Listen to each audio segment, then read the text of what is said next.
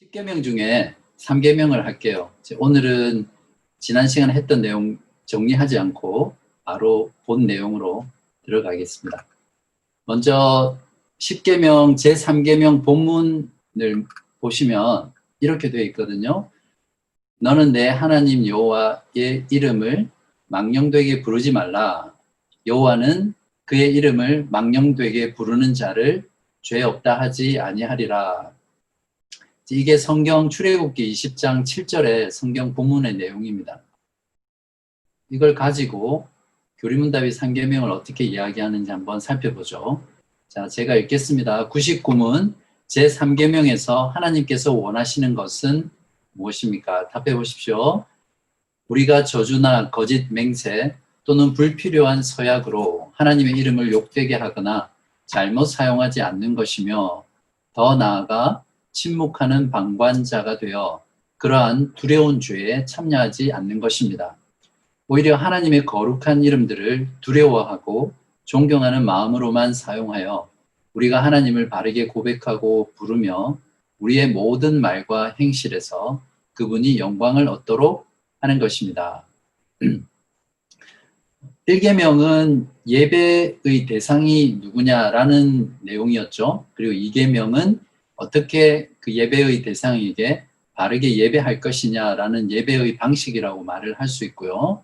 그리고 3계명은 예배의 태도에 대한 부분입니다. 물론 이 예배라는 부분은 우리가 주일에 공적으로 모였을 때를 말하기도 하지만 또 우리의 전 삶 가운데 예배의 삶이기 때문에 그러한 부분들을 포괄적으로 이야기했을 때 우리가 하나님께 어떤 태도로 예배할 것인가에 대한 계명이 3계명입니다. 그리고 이어서 할 4계명은 우리가 언제 예배할 것인가, 예배의 시간에 대한 내용이라고 그렇게 좁은 의미로 정의할 수 있겠습니다. 그리고 3계명은 다른 모든 계명과도 마찬가지지만 하나님과 하나님의 언약 백성인 이스라엘 백성과의 관계 속에서 규정된 계명입니다. 더 나아가서 지금 신약시대의 성도인 우리들과 하나님과의 그 언약적 관계 속에서 우리에게 주어진 계명으로 그렇게 이해해야 되겠습니다. 먼저 출애굽기 본문에 있는 이 계명을 하나하나 설명을 드리고 교리문답의 내용을 정리를 해드릴게요. 성경 본문에 보면 먼저 하나님 여호와의 이름이 나오거든요. 이제 이름이라는 것은 존재를 표현하는 것이잖아요. 그 존재의 본질을 드러내주고 그 존재 자체를 말하는데요. 하나님 여호와의 이름이라고 할 때는 그 이름을 통해서 하나님이 누구이신지 어떤 존재인지를 드러내는 거죠. 이제 그런 면에서 이름이라는 것은 하나님의 존재를 우리에게 드러내는 어떤 외적인 표현이라고 볼 수 있습니다. 그래서 여호와라는 그 이름의 뜻이 스스로 계신 분이라는 뜻이었죠. 이 부분은 지난번에 오래전에 했었고요. 그래서 히브리인들은 이제 하나님의 이름을, 여호와의 이름을 망령되이 일컫지 말라는 이 계명을 어기지 않으려고 하나님의 이름을 부르지 않았습니다. 원래 히브리 말은 자음밖에 없다고 했잖아요. 모음이 없었거든요. 그래서 YHWH 이제 이게 야훼라고 우리 부르는데요. 자음만 있어요. 그래서 그것을 실제로 히브리인들이 어떻게 불렀는지 모릅니다. 그런데 이제 그 밑에다가 모음을 붙여서 뭐 여호와라든지 야훼라든지 이렇게 부르기는 하지만 실제로 히브리 사람들이 어떻게 불렀는지는 모릅니다. 그 사람들은 그래서 여호와의 이름을 부르는 걸 너무나 두려워했기 때문에 이 계명을 어기지 않기 위해서 대신 아도나이라는 주님이라는 말로 대체해서 하나님을 불렀었거든요. 그만큼 히브리인들에게 또 이스라엘 백성들에게 이 하나님 여호와의 이름이 가진 두려움과 경외의 부분은 너무너무 컸던 것입니다. 여기서 망령되게 부른다는 것은 우리가 오늘날 잘 쓰지 않죠. 이게 좀 옛날 한국말인데 영어로 보면 in vain 이런 뜻이거든요. 그러니까 여호와의 이름을 헛되게 부른다는 그런 의미입니다. 아무 뜻도 없이 무의미하게 이렇게 부르는 것을 망령되게 부른다라고 할 수 있는데 요리문답은 이것을 세 가지로 말해줍니다. 저주, 거짓 맹세, 불필요한 서약, 이 세 가지가 여호와 하나님의 이름을 망령되게 일컫는 것이다. 이렇게 정의하고 있습니다. 여호와의 이름을 망령되이 부르면 그러한 행위가 초래하는 결과는 첫 번째가 하나님의 이름을 욕되게 하는 것이죠. 그리고 하나님의 이름을 잘못 사용하게 되는 이 두 가지 결과를 가져옵니다.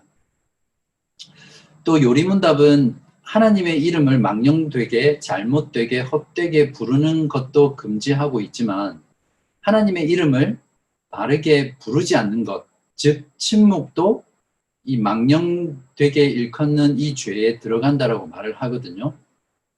이 말이 무슨 말이냐면 하나님의 이름을 마땅히 불러야 될 때 하나님을 부르지 않는 거죠. 우리가 하나님의 이름을 공적으로 부르는 것을 부인하고 숨기고 침묵하는 것도 여호와의 이름을 망령되게 부르는 것과 동일하다는 거죠. 이제 이것은 우리가 세상 가운데 살아가면서 여러분의 직장이나 또는 여러분의 가정이나 그런 세상의 삶 가운데서 내가 그리스도인이다. 내가 하나님을 믿는 하나님의 자녀이다. 나는 여호와 하나님을 믿는다. 하나님을 믿는다라는 이 신앙의 고백들을 하지 않고 세상 사람들이 봤을 때 저 사람이 정말 크리스천인지 하나님을 믿는 사람인지 예수 그리스도를 구주로 영접한 사람인지 전혀 알 수 있게 마치 카멜레온처럼 자신을 숨기는 거예요. 이걸 이제 좀 재밌는 말로 이순신 장군 증후군이라고 제가 이렇게 붙여봤거든요. 이순신 장군이 죽으실 때 옆에 있는 신하들에게 어떻게 말했습니까?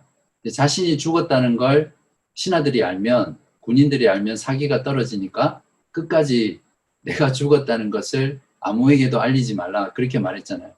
요즘 그리스도인들 가운데, 신자들 가운데 이런 사람들이 많아요. 이순신 장군처럼 내가 그리스도인이라는 것을 아무에게도 말하지 말라. 그래서 세상 가운데, 직장 가운데 그리스도인으로서 가치관을 표현하고 또 생각을 나누고 또 그러한 것들을 공유하고 내가 주일에 교회를 나가는 성도라는 것을 표현하지 않습니다. 그러니까 세상의 입장에서는 이 사람이 정말 하나님의 백성인지 알 수가 없는 것이죠.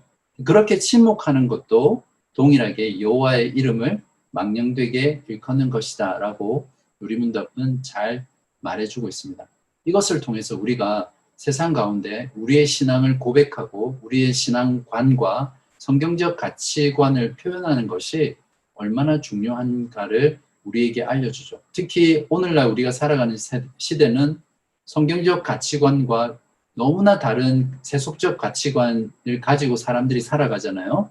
그러한 시대 가운데 우리가 믿는 바를 표현하고 침묵하지 않는 것은 굉장히 하나님의 이름과 관련된 부분이라고 우리가 잘 이해해야 합니다. 그 다음에 세 번째 부분은 이제 그 성경 본문에 보면 죄 없다 하지 않는다라고 하시면서 하나님의 심판을 이야기합니다. 이 계명을 어겼을 때에 하나님께서 결코 그 자를 죄 없다 하지 않겠다라고 말씀하고 있거든요. 세 번째 계명은 실제로 오늘날 현대 교회 가운데 그렇게 중요하게 다루지 않습니다. 물론 10계명을 설교하지 않기도 하지만 이 3계명을 잘 다루지 않습니다. 그리고 중요하게 여기지도 않고요. 그러나 요리문답은 굉장히 긴 내용을 가지고 2주일에 해당되는 문답을 가지고 이 부분을 다루고 있거든요. 그만큼 이 계명이 중요하다는 것을 우리에게 말해주는 거죠. 이것이 이제 백문의 질문입니다. 제가 읽어볼게요. 맹세나 저주로 하나님의 이름을 욕되게 하는 것은 그들이 할 수 있는 대로 그러한 죄를 막거나 금하지 못한 사람들에게까지 하나님께서 진노하실 정도로 중대한 죄입니까? 무엇이라고 답하고 있습니까? 진실로 그렇습니다. 하나님의 이름을 욕되게 하는 것보다 더 크고 하나님을 진노케 하는 죄는 없습니다. 따라서 하나님께서는 이 죄를 무엇이라고요? 사형으로 벌하라 명하셨습니다. 레위기 24장 16절에 여호와의 이름을 모독하면 그를 반드시 죽일지니 온 회중이 돌로 그를 칠 것이니라. 거류민이든지 본토인이든지 여호와의 이름을 모독하면 그를 죽일지니라. 얼마나 심각하게 하나님께서 이 죄를 다루고 계신지 알 수 있겠죠. 그만큼 이 3계명을 범하는 죄는 심각합니다. 예를 들어서 한국 사람들은 자신의 부모님의 이름, 특별히 아버지의 이름을 굉장히 존중하고 존귀하게 여기죠. 그래서 누가 너희들 이제 어떤 아이들한테 아버지의 이름을 물을 때 너의 아버지 조남이 어떻게 되니? 이렇게 묻잖아요. 이름이 뭐냐? 이렇게 물어보지도 않고 존함이 어떻게 되냐? 이렇게 묻잖아요. 그러면 대답할 때 가정교육을 잘 받은 아이들은 네, 저의 아버님의 조남은 무슨 자, 무슨 자, 무슨 자이십니다.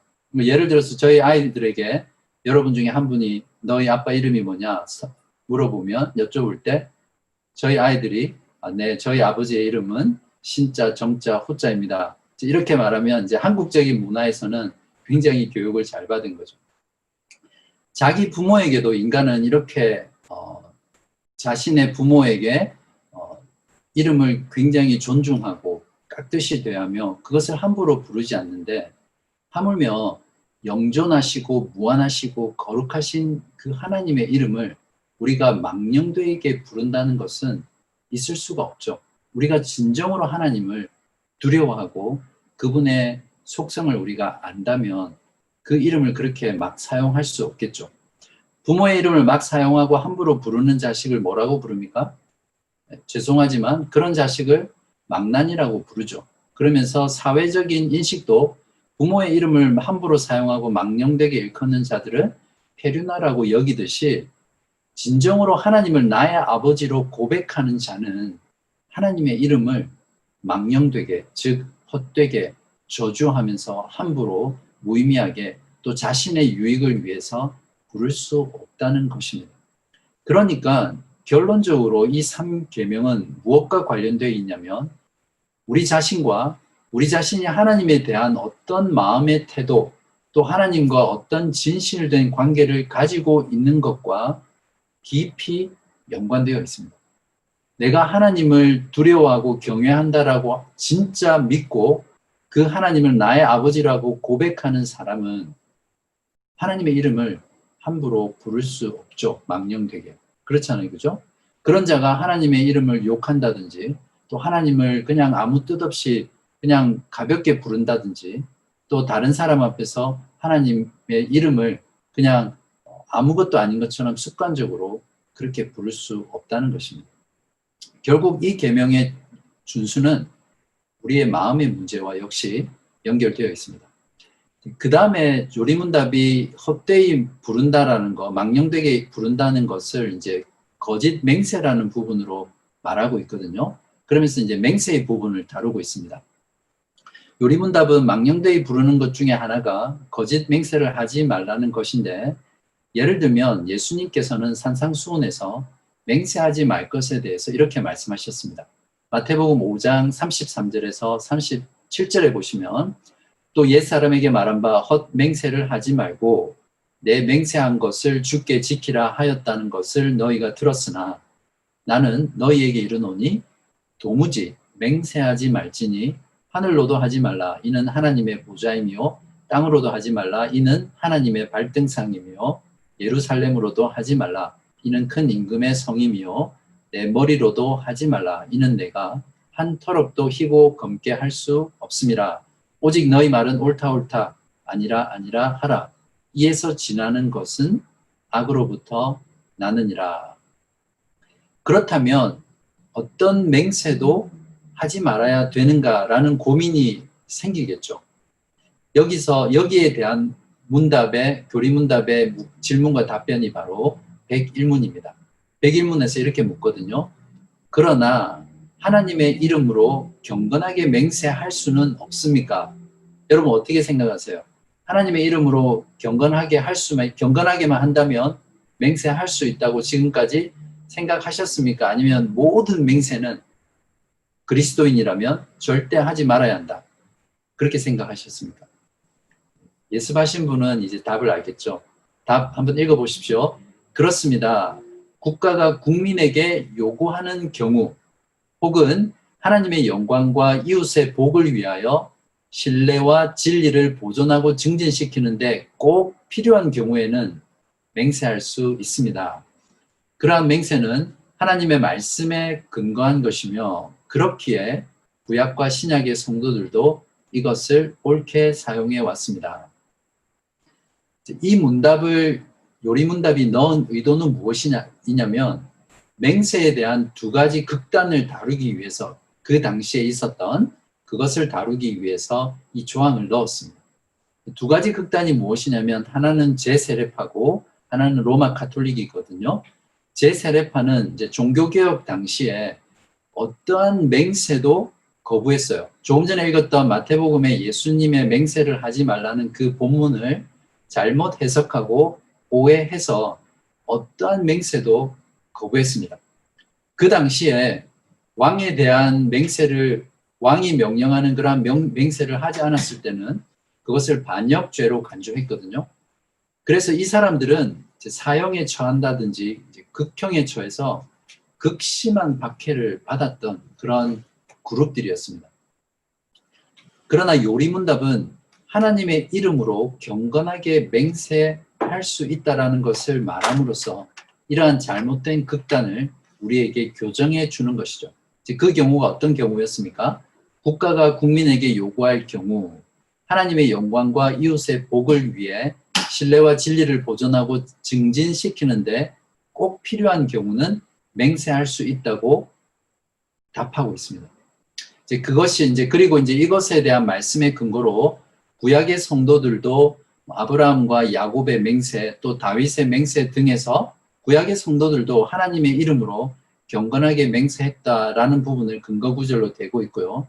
또 신약의 경우에도 사도 바울은 자주 하나님과 하나님의 이름으로 맹세를 했거든요. 그러한 것을 근거 구절로 제시하고 있습니다. 예를 들면 고린도후서 1장 23절 같은 경우에 내가 내 목숨을 걸고 하나님을 불러 증언하시게 하노니 이것은 하나님을 마치 법정에 증인으로 세우는 것과 같거든요. 그러니까 하나님의 이름을 걸고 맹세하는 거죠. 내가 다시 고린도에 가지 아니한 것은 너희를 아끼려 함이라. 너희를 정말 아끼는 나의 마음은 하나님도 나에게 입증해 주신다라고 하면서 하나님의 이름을 걸고 맹세하고 있는 내용을 제시하고 있습니다. 이것이 맹세의 하나의 극단, 그러니까 어떠한 경우에도 맹세하지 않는 그런 잘못된 것에 대한 답변이고요. 두 번째 맹세에 대한 잘못된 주장이 무엇이냐면 로마 가톨릭이 했던 내용인데요. 이들은 맹세를 남용했습니다. 그래서 성인들이라든지 천사의 존재, 천사의 이름 등으로 맹세를 굉장히 많이 했습니다. 그리고 그것을 관습적으로 실행했고요. 이들이 이렇게 한 의도는 무엇이냐면 하나님의 이름으로 잘못 맹세할 경우에는 큰 형벌을 받잖아요. 그래서 그것보다 좀 더 낮은 수준의 맹세를 함으로써 이러한 계명을 범하는 것들을 피하려고 성인들이라든지 천사들의 이름으로 맹세를 했습니다. 그러나 그러한 이름으로 맹세를 하려고 하는 의도는 자신의 그런 악함들에서 나왔었다라고 할 수 있겠죠. 자신을 변호하기 위해서라든지 자신의 주장이 정말 진실이라는 것을 표현하기 위해서라든지 또 여러 가지 이유들로 인해서 그런 맹세를 남용했던 그룹이 바로 로마 가톨릭이거든요. 이것을 교정하기 위한 답이 무엇이냐면 백이문입니다. 백이문에서 그래서 이렇게 묻습니다. 성인이나 다른 피조물로도 맹세할 수 있습니까? 정당한 맹세를 가르쳐 주는 거죠. 로마 가톨릭에 대해서 묻는 겁니다. 로마 가톨릭이 하고 있는 그런 성인이라든지 천사라든지 다른 피조물로 맹세하는 것이 과연 정당하냐라고 묻는 거죠. 답해 보십시오. 아닙니다. 정당한 맹세는 오직 홀로 사람의 마음을 아시는 하나님을 불러 진리에 대해 증인이 되어 주시며 내가 거짓으로 맹세할 때에 형벌하시기를 구하는 것입니다. 이러한 영예는 어떤 피조물에게도 돌아갈 수 없습니다. 여기서 교리문답이 제시하고 있는 것은 무엇입니까? 맹세의 대상은 맹세하는 그 사람이 정말 진실되게 하는지를 완벽하게 알아야 되잖아요. 그것을 알 수 있는 존재이어야 하잖아요. 겉으로 표현되는 고백이 아니라 그 마음속에 있는 것까지도 꿰뚫어 볼 수 있는 그런 존재만이 맹세의 대상이 될 수 있거든요. 이것을 할 수 있는 것은 사람이나 어떤 피조물들은 할 수 없잖아요. 그래서 오직 하나님만이 이러한 맹세의 대상이 될 수 있음을 가르쳐 주고 있습니다. 그렇기 때문에 하나님이 아닌 다른 어떤 피조물과 인간으로 맹세하는 것은 금지되어야 하는 거죠. 그리고 맹세라는 것은 최고의 권위에 의존해서 하는 것이므로 온 우주 가운데 가장 높고 또 최종적인 권위를 가지신 하나님의 이름으로 맹세를 할 때 그것이 정당한 맹세입니다. 그렇기 때문에 어떤 피조물이나 성인들로 맹세를 하는 것은 하나님께 돌려야 할 영광을 가로채는 그런 행위라는 것을 우리가 이 교리문답의 가르침을 통해서 잘 알아야겠습니다. 지난 시간에도 말씀을 드렸지만 종교개혁자들은 또 종교개혁을 이어온 후예들은 십계명의 계명을 금지의 측면에서만 이해한 것이 아니라 더 적극적인 의미로 이해하고 해석해서 실천했거든요. 삼계명도 마찬가지입니다. 교리문답이 이제 뒷부분에는 이러한 삼계명의 적극적인 실천 부분을 제시하고 있는데 첫 번째가 하나님의 이름을 두려워하고 존경하는 마음으로만 사용하는 것이 하나님의 이름을 망령되게 부르지 않는 것이라는 거죠. 하나님에 대한 마음의 태도는 곧 하나님의 이름에 대한 마음의 태도이기 때문에 거룩하신 하나님을 두려워하고 존경하는 그 마음은 하나님의 이름을 사용할 때도 두려워하고 그리고 존경하는 그러한 마음일 때만 하나님의 이름을 경건하게 가지고 맹세할 수 있는 거죠. 다음으로는 이제 하나님을 바르게 고백하고 부르는 실천 사항을 제시합니다. 로마서 10장 9절에서 10절에 보면 내가 만일 내 입으로 예수를 주로 시인하며 또 하나님께서 그를 죽은 자 가운데서 살리신 것을 내 마음에 믿으면 구원을 받으리라. 사람이 마음으로 믿어 의에 이르고 입으로 시인하여 구원에 이르느니라. 이렇게 하나님에 대한 믿음, 그리스도에 대한 믿음, 이러한 것들을 바르게 고백하는 것도 하나님의 이름을 망령되게 부르지 않는 것이라는 겁니다. 또한 하나님의 이름을 공적으로 바르게 부르고 또 사적으로 바르게 부르고 또 공적이나 사적으로 하나님을 바르게 찬양하고 기도하는 이러한 모든 것들도 바로 삼계명을 바르게 준수하는 실천 사항입니다. 여기에서 하나님을 바르지 않게 잘못되게 고백하는 경우가 오늘날 교회 안에 참 많거든요. 주로 이러한 부분들은 물론 사적인 대화나 사적인 만남 속에서도 이루어지지만 교회로 모였을 때 또 이것을 이제 다르게 표현하면 한국 교회 같은 경우는 예배로 모였을 때 일어나는 일들이거든요. 하나님의 이름을 교회로 모였을 때 어떤 구호라든지 무의미하게 또는 추임새나 감탄사 등으로 또는 습관적으로 부르는 경우가 굉장히 많잖아요. 이러한 경우가 바로 하나님의 이름을, 존귀한 이름을 망령되게 일컫는, 부르는 삼계명을 어기는 일이 될 수 있습니다. 그래서 우리가 교회로 모여서 하나님의 이름을 고백하고 부를 때는 정말 조심해야 됩니다.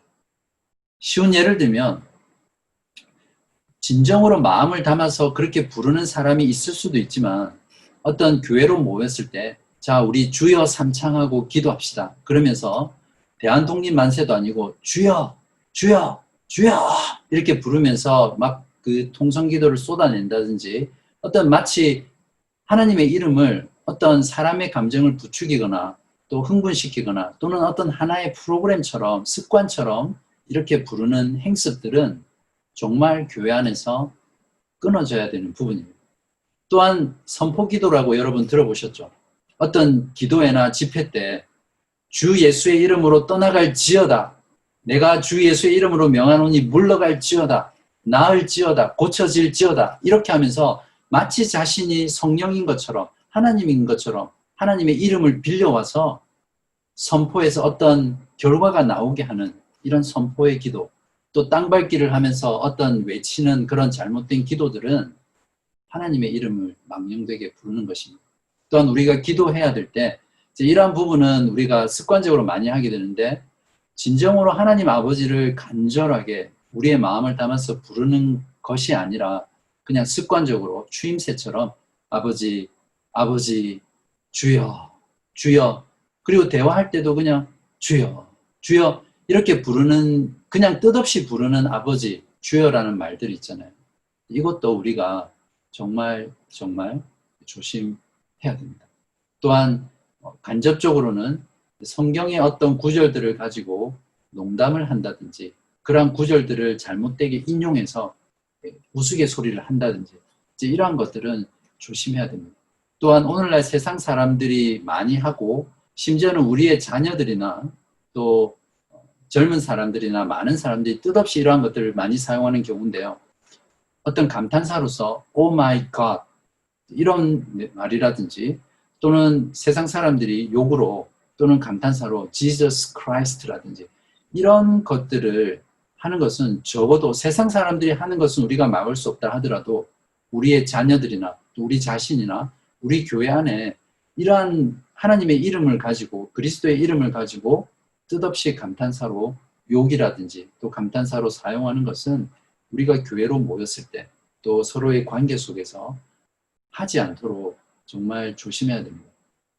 혹시 여러분 가운데 지금까지 이러한 내용들을 모르고 뜻없이 무의미하게 습관적으로 반복적으로 사용한 것이 있다면 하나님 앞에 회개하고 앞으로의 삶 가운데 이러한 부분들을 정말 주의하면서 신앙생활 하시기를 간절히 바랍니다.